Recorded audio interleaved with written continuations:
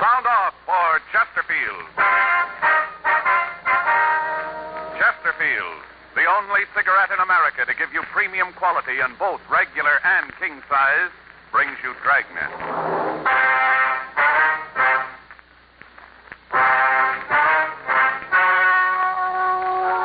Ladies and gentlemen, the story you are about to hear is true.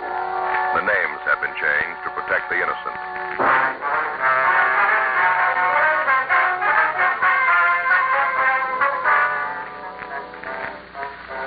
You're a detective sergeant. You're assigned to homicide detail.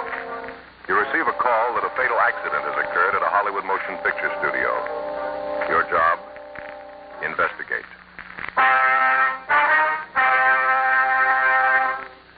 Here's what a leading tobacco publication and the nation's press have had to say about king-size Chesterfield. U.S. Tobacco Journal, Atlanta, Georgia. Chesterfield king size is going strong. One jobber reordered twice this week, in addition to his regular order. And the Herald Tribune reported, king size is a sellout. Extra supplies of Chesterfields rush to dealers here. The reason for king-size Chesterfield's amazing success is this. All king-size cigarettes give you quantity, but only Chesterfield king-size gives you quantity plus quality. Premium quality. That means Chesterfield king size contains tobaccos of better quality and higher price than any other king-size cigarette. The same fine tobacco as in regular Chesterfield. Enough more of this tobacco to give you more than a 1/5 longer smoke. So remember, Chesterfield is the only cigarette to give you premium quality in both regular and king size. Buy 'em either way you like 'em. Chesterfield gives you the best possible smoke. Much milder.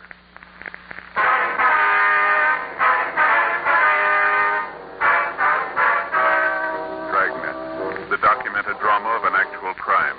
For the next 30 minutes, in cooperation with the Los Angeles Police Department, you will travel step by step on the side of the law through an actual case transcribed from official police files. From beginning to end, from crime to punishment, Dragnet is the story of your police force in action. It was Friday, August 5th. It was warm in Los Angeles. We were working the day watch out of homicide detail. My partner's Frank Smith. The boss is Captain Lorman. My name's Friday. It was 2:25 p.m. when we got to the Winton Picture Studios. Stage 2. Better check the guard over there. Yeah. Yes, sir. Can I help you? Police officers? About the accident, where do we find Mr. Adams? Oh, yeah, I said look for you. Let's see, I saw him around here a minute ago. Oh, there he is, over there by that office desk. See him, the one in the blue suit? One with the gray hair? Yeah, that's him. Thank you very much. I know. You can check with the office. If they can come up with an idea, I'll go for it. All I know is that we got to have this turkey finished. Yeah, someone you want? Yes, you Gerald Adams? That's right. Police officers. My ID card. Oh, yeah. Yeah, Friday, huh? Yes, here's my partner, Frank Smith. Yeah, how you doing? Hi. How much you know about this? Well, doctor down at George Street told us that Henry Wilson had an accident. Is that right? Yeah, he was the director. At least he thought he was. I wonder if we could see where the accident happened. Yeah, sure. Over in stage 1, just across the way. Hold on a minute, will you? I'd like to talk to Sam for a minute, try to get things organized here, get things moving. Yeah, go right ahead. Just wait here. I'll be right back. Okay. Quite a place, huh, Joe? Yeah, a lot of room. Big stage in it. Yeah. You know, all this, the average person doesn't stop to think about it. What's that? You know, a fellow lays out 85 cents to see a movie. Never thinks about all the people, all the equipment that goes into making it possible. Yeah. Sorry to keep you waiting. Terrible thing. We're 12 days behind schedule now. This will probably knock a couple more days off.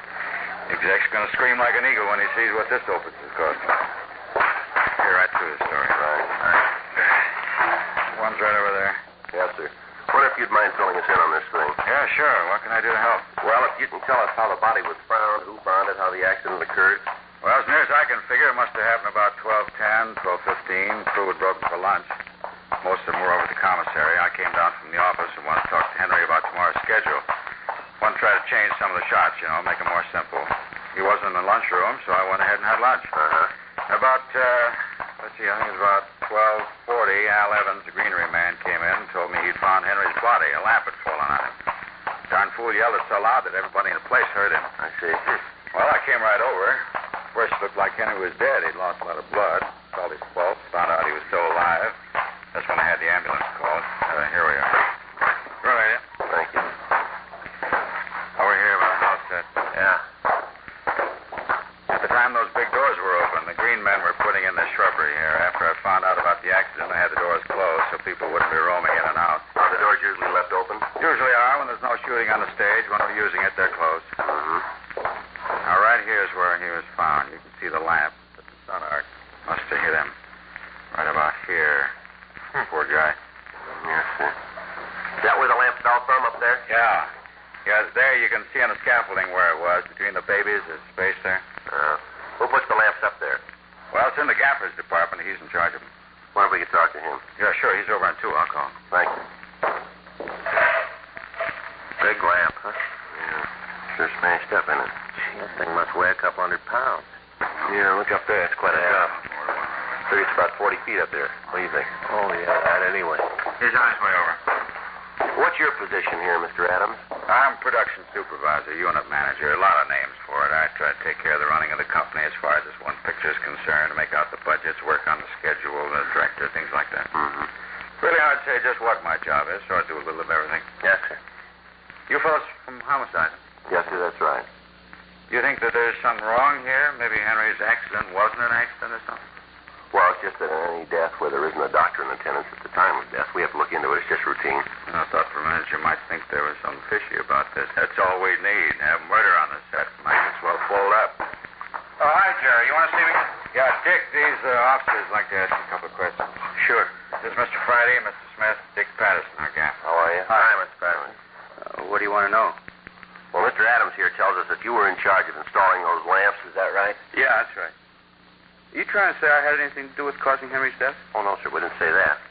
Well, then what are you saying? Well, we're just trying to get the facts straight. No need to get upset, now, Dick. Well, what are you talking about? These cops come in here and try to make out I didn't put those lamps in right? That's not what they said. Well, don't you think I feel bad enough? Henry was a good friend of mine. We've been together a long time. I don't know how the lamp got loose. Wonder if we could look at its mounting. That'd be all right. Sure. I've wanted to get up there anyway to look at it myself. But Jerry here said not to touch anything till you guys got here. Okay. How do we get up there? There's a ladder back here at the rear of the stage. All right. I can't understand it, Mr. Friday. I've been hanging lamps for a long time. It's going on 20 years. First time anything like this ever happened. Oh, here it is. Just going up. Okay. Hey, watch your step. Hey, go ahead. Yeah. Okay. Yeah, we can get there down this way. They use these locks to hang the lights on, do they? Yeah, you gotta be awfully careful, though. Watch your step. It's a long way down. Yeah. Once in a while, if you want a real high shot of the scene, we lift the camera up here. Mostly, though, it's used just for lights. Here it is. Now you can see there where the light was. Gotcha. Oh, appreciate it if you didn't touch anything and just stand back there. Sure. Now, base of the lamp went through this hole there, huh? Yeah, that's right. Yeah, look at the one over there, same way. Yeah. Do you have anything else securing the lights once they're tied down? No, sir. Once they're in place, the weight of the thing itself will hold it. Mm-hmm. In other words, you drill this hole and you place the lamp in the hole, and it could. It doesn't look like the wood is chipped, does it? No, these scaffolds are pretty new. This stage hasn't been up more than a year. Mm-hmm. Well, from what you can see, Mr. Patterson, can you figure out how the lamp might have fallen? How it could have broken loose? Well, I'll tell you, officer. Bob, that's my best boy. Bob and I were over here last night checking the lights on the set. I didn't actually get up here myself, but Bob did. Now, he's a good boy. He's been around a long time, doesn't make mistakes like this. Mm-hmm. He secured this lamp himself, and I know it was right. Well, then, have you got any idea how it might have fallen? None at all. Matter of fact, I don't think it did. Sir? I don't think it did fall. I think it was dropped.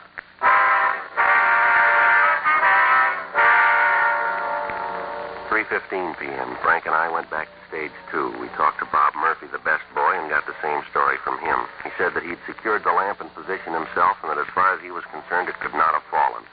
He agreed with Dick Patterson that the lamp must have been removed from its place and either dropped or was thrown at Wilson. At this point, there was the possibility that the death was not an accident. We asked the unit manager to assign one of the studio police to guard the scene of the accident, and then we called the crime lab. Dean Bergman lifted several clean prints from the broken lens of the lamp. Bob Murphy's fingerprints were taken, and they matched those found on the lamp. There were no other prints on the glass. The men from the crime lab found a small piece of blue cloth on the mounting of the lamp. Lee Jones put it in an envelope and gave it to me. At 4:20 p.m., we talked to Gerald Adams in one of the portable dressing rooms. I just can't believe it. There were a lot of people in town that didn't like Henry, but I don't think there was anyone that'd kill him. Was there anyone in the company that he had any disagreements with, would you know? Well, what do you mean? Well, anyone he had quarrels with, arguments, would you know? Well, I guess Sam would be the most likely. They argued all the time. Sam? Yeah, Sam Phillips. He's the first assistant director. Real talented guy. Been at it a long time. He and Henry worked together for a long time. They're always arguing. I guess if you didn't know him, you might think they were serious, but here in the company, we all knew. We understood. Understood what? Well, Sam's been in Hollywood almost since it was. He began as a prop man, worked his way up to be a cutter. Then I guess about 15 years ago, he went into directing. Mm-hmm. He's going to get a picture of his own pretty soon. He'll do well, too. Real talent. What about these arguments, Mr. Adams, between Wilson and Phillips? Well, to understand him, you'd have to know Henry. He was one of the first directors in pictures. Came out here from New York even before Sam did. Really old school. He drove special cars, most of them pure white. Had all his clothes designed and made. He wore a cape while he was on the set, you know. Referred to himself as Wilson. You know, Wilson thinks this, Wilson thinks that. If you didn't know him, you'd take him seriously. Once you did that, you were in trouble. Mm-hmm. Were you ever present when one of these arguments took place? Yeah, matter of fact, they had one yesterday. That's so? Yeah, over in the commissary. I thought for a minute it was going to be pretty serious, and then I realized it was all a gag. Everyone else did, too. Well, what was it about? Well, like I told you, the picture's 12 days over now. A lot of tension on the stage. Everyone's pretty edgy. Yeah. Well, Sam's a great practical joker, you know, always trying to cook up something. Mm-hmm. Most of the time, the jokes do the job. They give everybody a laugh. They all feel a little better. Well, day before yesterday, Sam got one of the set dressers and took a cement deer. You know, the kind people used to have on their front lawn. Yeah, I think I know the kind you mean. Well, the two of them carted this deer down the parking lot and put it in the back seat of Henry's car. He planted it so the deer was looking right at Henry when he got in the driver's seat. The thing weighed about 250 pounds. Once they got it in, Henry couldn't get it out. He tried that night. He couldn't make it. He didn't think it was very funny, did he? No. He had to leave it in the car all night. Drove home with it. Next morning, when he checked in the lot, he tried to get it out again. While he was trying, the horns on the thing tore up the upholstery in his car. Really ripped it up to pieces. I'll be darned. Well, finally, Henry got a hammer and broke the thing up. Smashed it in little pieces and threw them all out of the car. Left them right in front of the scene dock. Yeah. Was that when he and Phillips had the argument? No. Yesterday morning when Wilson got on the set, he wasn't saying anything to anybody. All the crew knew about the deer, and they were all waiting for him to say something about it, but he didn't. He just drove the crew through the morning setups. The argument took place at lunchtime. Yeah.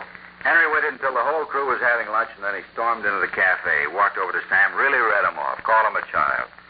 He said that if he'd spend a little more time doing his work and less time playing around, the picture wouldn't be so far over scheduled. Really made him look like a fool. The argument went on for about 15 minutes. Well, what was Sam doing all this time? Well, he just sat there, and then finally he got up and grabbed Henry, kind of shook him. Said he'd never been talked to like that before, and it wasn't going to happen again. Said he'd kill Henry next time he did it. Mm-hmm. Well, Henry looked pretty scared. Sam's a big man, you know. I think if he made up his mind to do it, he could have broken Henry in two. Mm-hmm. Sam looked at Henry for a minute, and then he laughed. Then Henry started to laugh, too, and then the whole place, I guess it's like laughing at a horror picture. Anything to break the tension. Looked real tight. Even I wasn't sure it was a joke, you know. You said that Sam lifted this deer into the car by himself? Well, I don't know if he did it by himself, but I know he could lift it without help. How much did you say that deer weighed? More about 250 pounds. Why? Well, I was just thinking. That's about what that big lamp weighed, isn't it?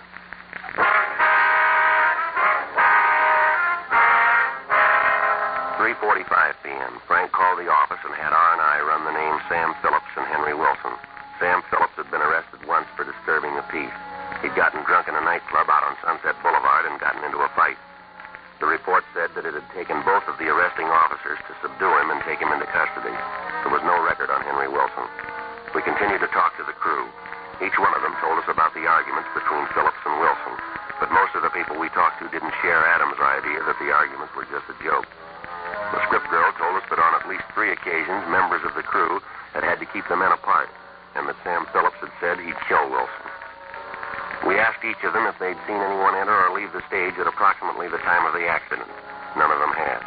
They explained that Wilson had been trying to pick up time, and that as soon as they'd finished one shot, he was yelling at them to get ready for the next one. 4:22 p.m. We talked to Sam Phillips. Sure, we had some beefs. None of them were serious, though. Well, how about this fight you had in the commissary yesterday? You mean the thing about the deer? Yeah. That didn't mean anything. Oh, I admit I was pretty sore for a minute, but right away I knew Henry wasn't serious. If he was, I guess I can understand it. Must have made him pretty sore to see his car ripped up. Did you lift that deer into Wilson's car by yourself? Yeah, I had one of the set dressers with me. He kind of steered the thing in. Sure looked kind of funny. sure you weren't over on stage 1 today? Positive. You got any idea of how that light got loose and fell? No, I've been in the business a long time. That's the first time I've ever known a lamp to fall. They've been tipped over when on a floor stand, and I've seen them broken when the set is moved. I've never seen one drop like that. Do you have any idea how this could have happened then? Not the slightest. You're a first assistant, is that right? Yeah. How long you been in this job? Oh, I guess about 15 years now. I was a cutter for a while. Took a big cut in salary to go into directing. Figured it'd be a way to get a picture of my own. A lot of directors come from the cutting department. That's so? Yeah, they do. I didn't care much for it, though. I like to be on the set. See things happen. I like the activity. Mm-hmm. Did Wilson know that you wanted to be a director? Yeah, he said that if I stayed with him, he'd try to get the producers to give me a picture. Matter of fact, I kind of thought I might get this one. Is that right? Yeah. I was in the pre-planning stages. They hadn't assigned a man to it yet, and Jerry and I both wanted it. Jerry? You mean Adam? Yeah, he wants to be a director, too. It's funny. I guess everyone wants to be a director. Jerry's been trying for a long time. I don't think he'll ever make it, though. Is that right? Yeah, he's too valuable as a unit manager. Yeah.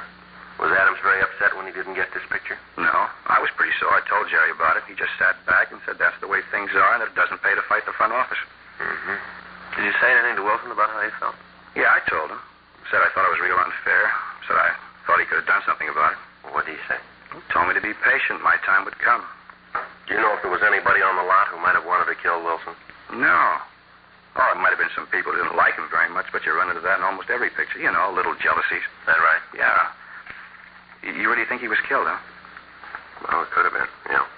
Sure hard to believe. We've been making pictures about this for a long time. You know, murders.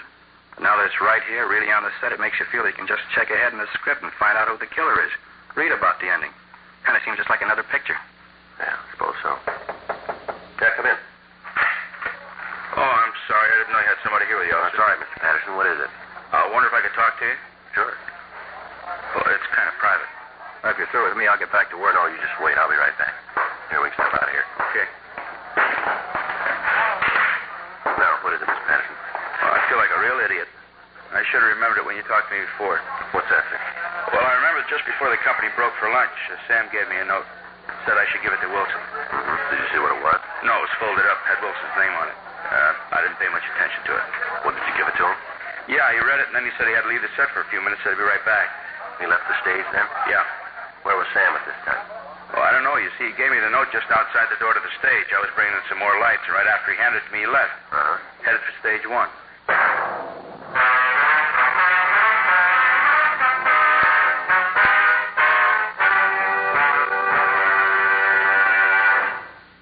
You are listening to Dragnet, the authentic story of your police force in action. Chesterfield was first to name its ingredients. Ingredients that give you the best possible smoke. Now, Chesterfield is first to give you scientific facts in support of smoking. Nose, throat, and accessory organs not adversely affected by smoking Chesterfield. First such report published about any cigarette. A responsible consulting organization reports a study by a competent medical specialist and staff on the effects of smoking Chesterfields. For 6 months, a group of men and women smoked only Chesterfield. 10 to 40 a day, their normal amount. 45% of the group have smoked Chesterfields from 1 to 30 years, for an average of 10 years each. At the beginning and end of the 6 months, each smoker was given a thorough examination, including x-rays, and covering the sinuses, nose, ears, and throat. After these examinations, the medical specialist stated, It is my opinion that the ears, nose, throat, and accessory organs of all participating subjects examined by me were not adversely affected in the 6-month period by smoking the cigarettes provided. remember this report, and buy Chesterfields either way you like them, regular or king size. Premium quality Chesterfield, and much milder.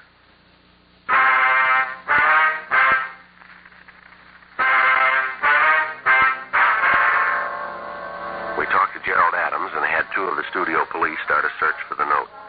Frank called Georgia Street Receiving Hospital and asked if the note had been found on the body of Henry Wilson. The doctor told us that he didn't know and that the dead man's personal effects had been turned over to the coroner. We called them and they told us that there was nothing of that description found. While the search for the missing note went on, we continued to talk to Sam Phillips. The whole idea is crazy. I told you I wasn't near stage 1 at all this morning. How about the note? I don't remember any note. Well, the gaffer says you gave it to him. Told him to give it to Wilson. He's crazy. If I had a note for Wilson, I'd have given it to him myself. I'm with him all day. I've got no reason to have someone else deliver messages for me. Well, then you deny giving him the note, is that right? Well, certainly. All right, mister, we'll let you know just how you stand. We got a witness who says you were seen going to stage 1. A couple of minutes later, a man is killed on the same stage. You admit that you've had arguments with Wilson. Seems like you might have had a motive for killing him. I told you I didn't go near the place. Hey, wait a minute. Yeah? I know what's happened. What's that? Well, when Dick told you he saw me heading for stage 1, he probably saw me heading for the office.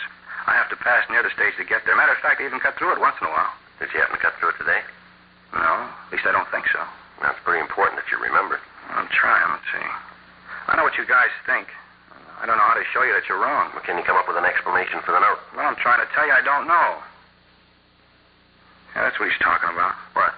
I did give Dick a note. I told him to give it to Henry. What was in it? Well, I don't know. I didn't even read it. Then you didn't write it? No, I found it in my desk when I was up in the office this morning.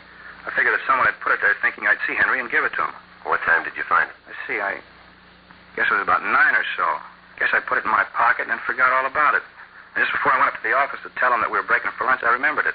I gave it to Dick and told him to hand it to Henry. That's what the note's all about. Right after that, I went upstairs. Mm-hmm. Do you always tell the office that you're broken for lunch? Yeah, most of the time I phone, but today I went up myself.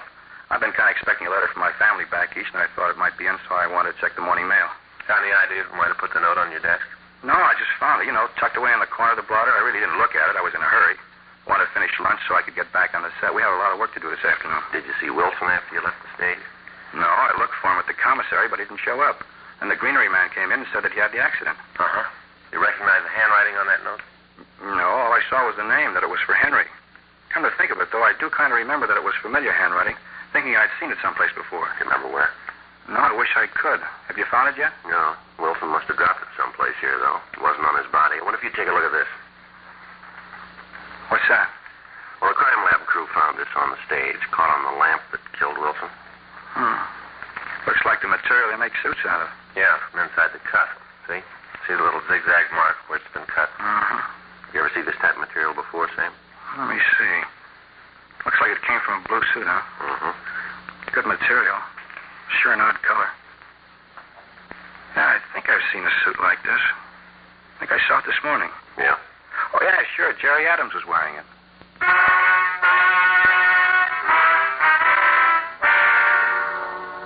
6:30 p.m. We called Gerald Adams into the dressing room. Were you on stage 1 at all before the body was found? No, sir. Why do you think I had something to do with it? Well, we're just trying to get the facts here. Well, I want to help, but it seems to me that you'd spend your time a little better if you talked to Sam, the note and all. Still deny giving it to Henry? No, he says that he gave it to him. Well, then there you are. I guess that argument was a lot more serious than we thought, huh? That's a nice-looking suit you got on, Mr. Adams.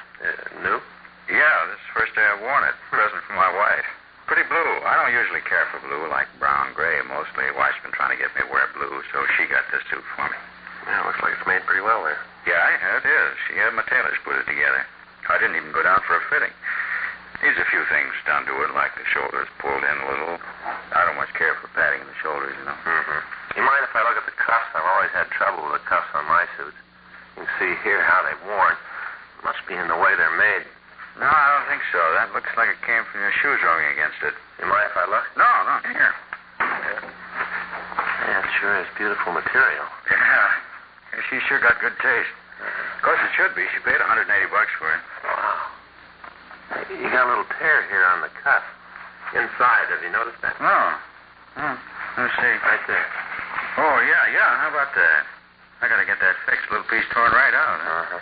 What did you do when you found Wilson's body? What do you mean? What were your movements? Well, it'll be kind of hard to explain. If you want to walk over there, I can show you. All right. Let's go. Company's broken. I told him wait up in the office. Figured you might want to talk to him some more. Right. Here, I'll get the door. Sure a beautiful night, huh? Yeah, it is.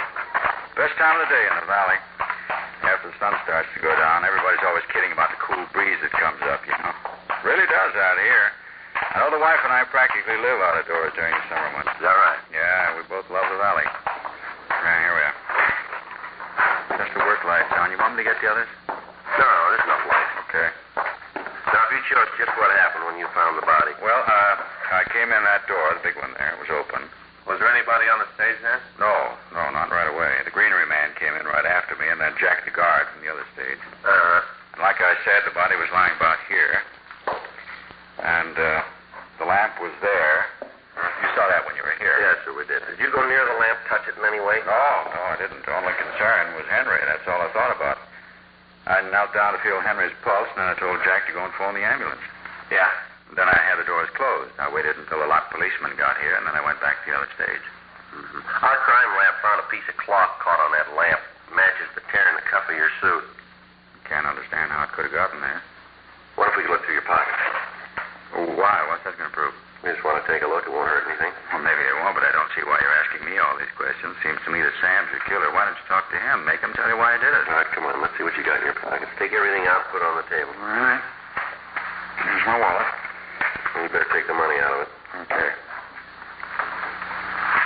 Now, let me see the wallet. All right, here.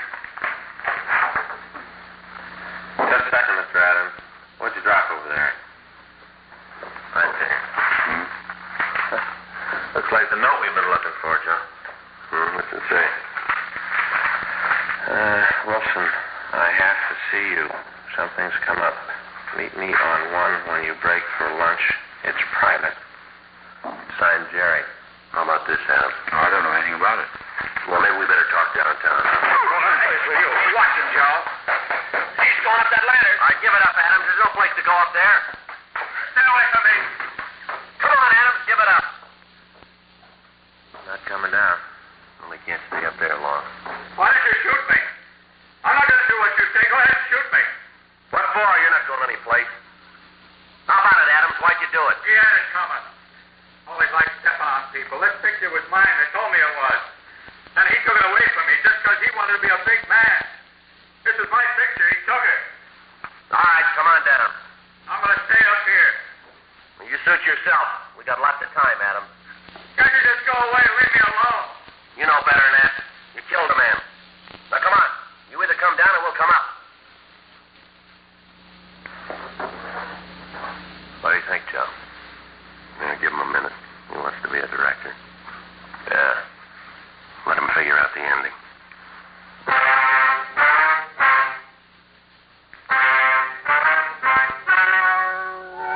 The story you have just heard was true.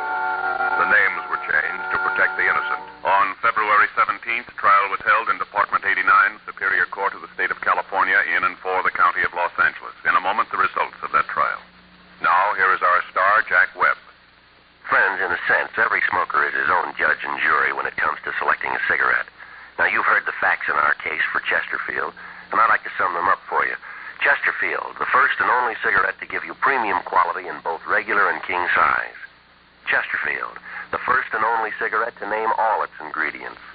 And now, Chesterfield gives you scientific facts in support of smoking.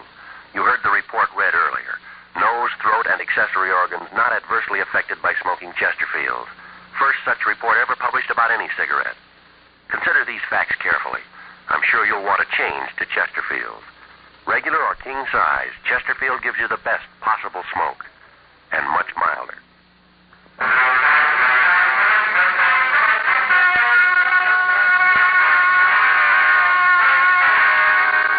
Gerald S. Adams was tried and convicted of murder in the first degree. He was sentenced to life imprisonment in the state penitentiary, San Quentin, California.